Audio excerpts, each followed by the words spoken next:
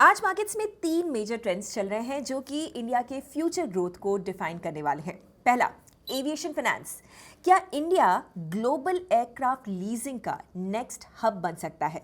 Air India और Indigo जैसे airlines इस गेम को टोटली रीथिंक कर रहे हैं और ये बिलियन डॉलर अपॉर्चुनिटी सिर्फ शुरुआत है। दूसरा, टेलीकॉम। इंडिया में 5G टावर्स तो हर जगह पर लग गए, लेकिन एक्चुअल यूजर्स सिर्फ 30 करोड़ हैं। मतलब कि कवरेज तो है पर अडॉप्शन अभी भी स्लो है। इसका इम्पैक्ट क्या होगा टेलकोज और हमारे डेली डिजिटल लाइफ पे? तीसरा, मैन्युफैक्चरिंग और एक्सपेंशन। दुबई अब इंडियन कंपनीज के लिए ग्लोबल स्प्रिंग बोर्ड बन गया है। हिमालय वेलनेस, लेंसकार्ट, ओमेगा सेकी और स्विच मोबिलिटी जैसे ब्रांड्स दुबई का यूज करके अपने प्रोडक्ट्स ग्लोबल मार्केट्स में पुश कर रहे हैं। But why? हाय एवरीवन, मैं हूं गौरी और आज हम डीकोड करेंगे इन तीन सेक्टर्स के पीछे की स्ट्रैटेजी और फ्यूचर इम्पैक्ट, एविएशन, टेलीकॉम और ग्लोबल मैन्युफैक्चरिंग। हर स्टोरी का इम्पैक्ट आपके बिजनेस और पोर्टफोलियो से डायरेक्टली लिंक्ड है। So let's dive in.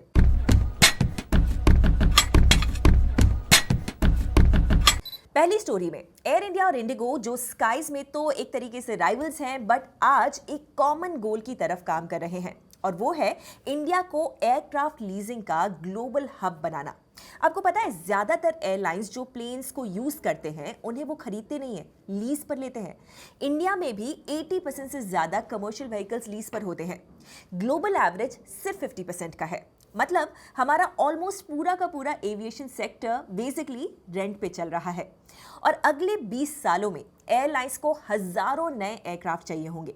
बस यही है बिलियन डॉलर की अपॉर्चुनिटी जो कि इंडिया को ग्रैब करनी है। इंडिगो और उससे पहले एयर इंडिया अब गिफ्ट सिटी में ऑपरेशन सेटअप कर रहे हैं ताकि लेसर्स यानी कि वो कंपनीज जो कि प्लेन्स को ओन करती हैं और लीज पर देती हैं, उन्हें इंडियन एयरलाइंस के साथ बिजनेस करना ईजियर और सेफर बने।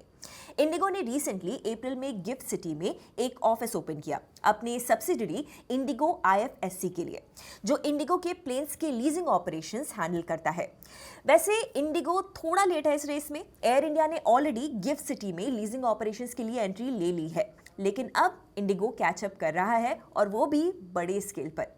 FY25 में इंडिगो ने ही 33 एयरक्राफ्ट इंडिगो IFSC के थ्रू लीज किए थे और इस साल एक्सपेक्टेशन है कि अराउंड 50 एयरक्राफ्ट लीज होंगे और इवेंचुअली जो 900 एयरबस प्लेन्स इंडिगो ने ऑर्डर किए हैं उनकी मेजॉरिटी लीजिंग भी यहीं से होने वाली है। लीजिंग को गिफ्ट सिटी में शिफ्ट करने का एक और एंगल है, वो है टैक्स। अभी तक काफी Indian airlines island based companies के थ्रू लीज करती थी क्योंकि वहां पर जो टैक्स रेजीम है वो फ्रेंडली है, लेकिन उस स्ट्रक्चर पर अब टैक्स अथॉरिटीज ने स्क्रूटनी बढ़ा दी है। सिर्फ इंडिगो को ही 944 करोड़ रुपीस का डिमांड नोटिस भी मिला है। तभी तो एक्सपर्ट्स के हिसाब से गिफ्ट सिटी में हो रहा शिफ्ट टैक्स पर्सपेक्टिव से भी काफी फेवरेबल हो सकता है। यहां पर real office, real staff, real entity है, तो इंडिया के अंदर की लीजिंग ज्यादा लेजिट दिखेगी, प्लस टैक्स रिस्क भी कम होगा। और ये सिर्फ प्लेन्स तक लिमिटेड नहीं होने वाला। फ्यूचर में parts, simulators, ground handling equipment, सबकी फाइनेंसिंग इंडिगो IFSC से हो सकती है। गवर्नमेंट भी जापानीज लेसेस जैसे नए फॉर्मेट्स गिफ्ट सिटी में अलाउ करने की प्लानिंग में है। मतलब कि पूरा का पूरा एविएशन फाइनेंस का इकोसिस्टम इंडिया में डेवलप करने का पुश है। सो बिग पिक्चर ये है कि इंडिगो का गिफ्ट सिटी मूव एक स्ट्रेटेजिक शिफ्ट है जो उनके 900 प्लेन ऑर्डर बुक को एफिशिएंटली फाइनेंस करेगा, टैक्स रिस्क को भी कम करेगा और लॉन्ग टर्म ओनरशिप मॉडल के थ्रू वैल्यू को अनलॉक करेगा। दूसरी स्टोरी में इंडिया ने वर्ल्ड का one of the fastest 5G rollouts तो किया, but adoption one of the slowest है। इस प्रॉब्लम को समझने के लिए let's rewind a bit. China ने 2021 तक ही 9.93 लाख 5G बेसिस स्टेशंस को बना लिया था और आज 95% पॉपुलेशन कवरेज उनके पास है। इंडिया ने कैचअप गेम खेला और 30 मंथ्स में ही 4.7 लाख से ज्यादा 5G बेस स्टेशंस बना दिए। इससे इंडिया ने भी 99.6% डिस्ट्रिक्ट्स को कवर कर लिया। बट प्रॉब्लम यही है, coverage is not equal to usage. Reliance Jio के 49 करोड़ कस्टमर्स में से सिर्फ 19 करोड़ ने 5G लिया हुआ है। एयरटेल के 27 करोड़ स्मार्टफोन बेस में से 12 करोड़ ने ही स्विच किया है। मतलब कि लगभग आधे यूजर्स अभी भी 4G प्लान्स पर चिल कर रहे हैं क्योंकि ना फोन 5G रेडी है ना प्लान। उत्तर प्रदेश, मध्य प्रदेश, राजस्थान सब जगह टावर्स लग गए, लेकिन वहां के यूजर्स के पास ना 5G फोन है ना हाई डेटा डिमांड। मतलब हाई स्पीड एक्सप्रेस हाईवे तो बना लिया है, पर यूजर को गाड़ियां अभी भी खरीदना बाकी है। और टेलकोस के लिए ये काफी टफ सिनेरियो है। टैरिफ हाइक्स ऑलरेडी 20% हो चुके हैं। जियो और एयरटेल का एवरेज रेवेन्यू पर यूजर यानी कि ARPU ₹200 से 250 के बीच में है, फिर भी मोनेटाइजेशन स्लो है। और ये तभी ठीक होगा जब ज्यादा लोग 5G को अडॉप्ट करेंगे। 5G रोल आउट में एक और चैलेंज है, स्पेक्ट्रम।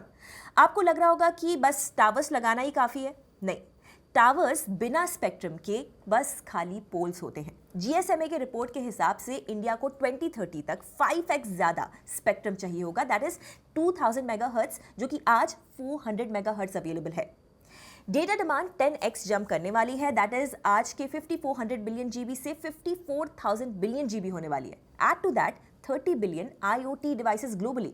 तो अगर स्पेक्ट्रम पॉलिसी जल्दी शिफ्ट नहीं हुई तो एयरवेव्स पे ट्रैफिक जैम लगना पक्का है। टेलकोज ऑलरेडी गवर्नमेंट को सॉल्यूशंस के लिए नच कर रहे हैं, पर अभी सबसे बड़ा क्वेश्चन ये है कि 5G की असली वैल्यू कब दिखेगी।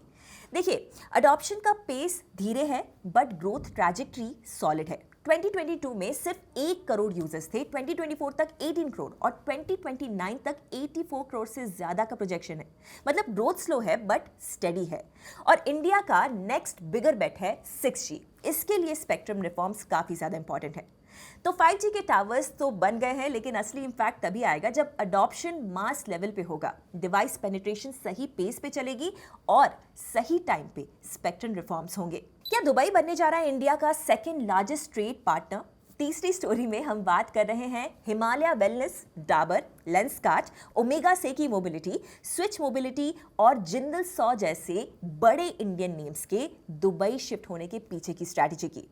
तो दुबई इंडियन मैन्युफैक्चरर्स के लिए इतना इंपॉर्टेंट ऑल्टरनेटिव क्यों बन रहा है? सबसे पहला एंगल, मनी। 2022 में इंडिया और UAE के बीच में एक CEPA पैक्ट साइन हुआ था। बेसिकली ये एक फास्ट ट्रैक इकोनॉमिक पार्टनरशिप है और इसका इंपैक्ट तुरंत दिखाई भी दिया। ट्रेड $72 बिलियन से ओवर $100 बिलियन जंप कर गया और दुबई ने अपनी तरफ से और भी इंसेंटिव्स दे दिए, जैसे कि tax free zones, zero corporate tax और वर्ल्ड क्लास पोर्ट्स। और सबसे बड़ा advantage, access to capital. UAE के सॉवरेन वेल्थ फंड्स जैसे कि ADIA डायरेक्टली इंडियन कंपनीज में इन्वेस्ट कर रहे हैं। फॉर एग्जांपल, लेंसकार्ट ने दुबई में फैक्ट्री लगाने से पहले ADIA से $500 मिलियन रेज किया है। हिमालय वेलनेस ने एमिरेट्स डेवलपमेंट बैंक से $80 मिलियन लोन को सिक्योर किया है। इनफैक्ट ओमेगा सेकी मोबिलिटी $25 मिलियन इन्वेस्ट कर रही है अपना EV प्लांट बनाने के लिए। If we compare it to US and China, दोनों कंट्रीज के इन्वेस्टमेंट्स इंडिया में डिक्लाइन हो रहे हैं और साथ ही वो अपने ट्रेड टर्म्स भी डिक्टेट करते आए हैं। वहीं UAE एक इक्वल पार्टनर जैसे बिहेव करता है, फास्ट अप्रूवल्स, प्रिडिक्टेबल पॉलिसीज और फंडिंग सपोर्ट ऑफर कर रहा है। इसका दूसरा एंगल भी है लोजिस्टिकल एडवांटेज। दुबई यूरोप, एशिया और अफ्रीका के बीच का एक परफेक्ट मिड पॉइंट है। मतलब कि शिपिंग इंडिया से करने में करीब 15 से 18 दिन लगते हैं, वो दुबई से 8 से 12 दिनों में हो जाती है। कस्टम्स क्लियरेंस भी आवर्स में हो जाता है। इनफैक्ट पोर्ट्स, एयरपोर्ट्स और रेल नेटवर्क एकदम इंटीग्रेटेड है। तो क्या इसका मतलब ये है कि इंडियन कंपनीज इंडिया को छोड़कर दुबई शिफ्ट हो रही है?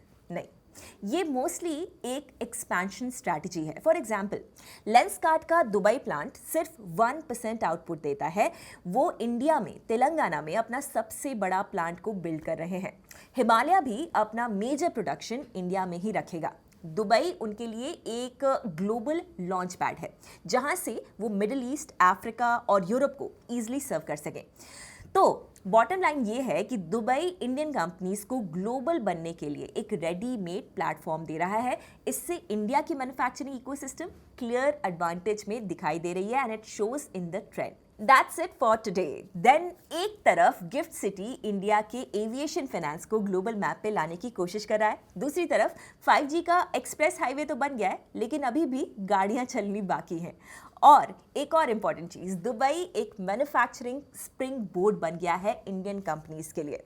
फाइनेंस, टेलीकॉम, मैन्युफैक्चरिंग, हर जगह एक नेक्स्ट चैप्टर लिखा जा रहा है। आपको कौन सी स्टोरी सबसे ज्यादा इंपैक्टफुल लगी? Let me know in the comments. और ऐसे ही और भी मार्केट डिफाइनिंग स्टोरीज के लिए सब्सक्राइब अपस्टॉक्स।